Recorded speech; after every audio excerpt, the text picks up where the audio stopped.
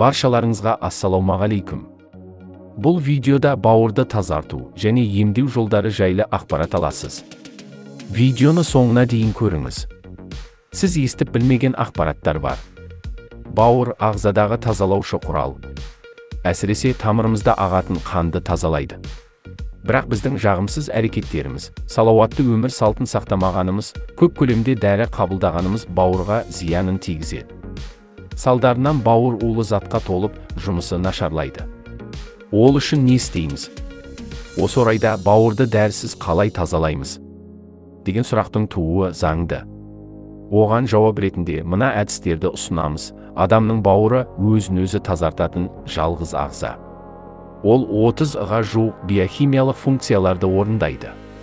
Десе де, адамның күшімен тазалауды қажет ететін кездер болады.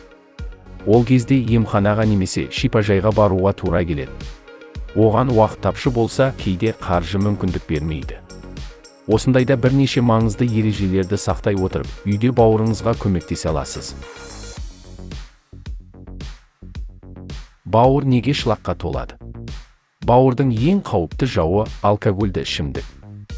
Оның құрамындағы этил спирті ақуыздардың синтезіне, көмірсулардың өзгеруіне және эндогендік компоненттердің жойылуына жауап беретін дене жасушаларын бұзады. Осыған байланысты бауырда созылмалы қабыну пайда болады. Кей жағдайда токсикалық улану мен дәрі-дәрмектің әсерінен де бауыр ауырады. Дұрыс емес тамақтану да әсер етеді. Сіз шамадан артық тамақтансаңыз, майлы және тәтті тағамдарды жесеңіз, қарныңызды фастфудпен тойдырсаңыз, онда бауырға салмақ түседі. Одан бөлек, метаболикалық бұзылулар, семіздік және вирустық аурулар да бауырға зиян екенін ескеріңіз. Отырықшы өмір салты да бауырдың жұмысын бұзатынын біле жүріңіз. Кімге бауырды тазалауға болмайды? Холецистит, панкреатит және гепатит кезінде бауырды тазалауға тыйым салынады. Оған қоса, жүкті және емізулі әйелдерге жасауға болмайды.